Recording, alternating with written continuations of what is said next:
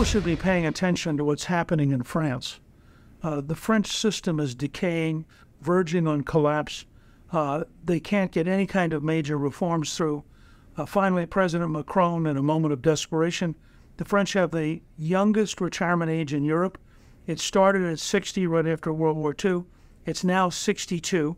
And of course, they live much longer. Women in France, I think, live to be 89 on average. And so people are getting pensions that were supposed to originally be for about 5 years, and now they're for 20 years. The result is the system's going broke. President Macron couldn't get any reform through, so he used a clause in the French Constitution which allows the president to have a motion of confidence in the parliament, and as long as he wins that motion, he can impose a rules change that's dramatic. Now, the change is to go from 62 years for retirement to 64. The result was an explosion. The rail unions went out on strike. Virtually every union in the country is now striking. People are in the streets. Cars are being burned. They've had 2 solid weeks now of absolute riots over going from 62 to 64, and it's just a symptom of what's happening.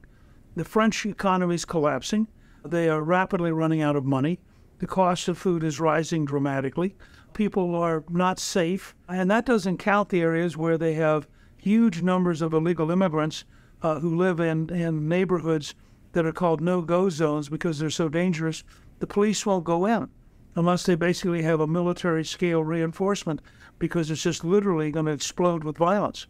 You ought to watch carefully because France, which was at one time a major power, is disintegrating, and when you look at their difficulty of dealing with their fiscal problems, and you look coming down the road at the price of Medicare, the price of Social Security, the scale of our deficits, it's pretty sobering to realize that the Western democracies, all of them, are having a huge problem coming to grips with reality, and that the politics of survival may be very different than the finances of survival, and the two may collide in a way which makes America's future more difficult.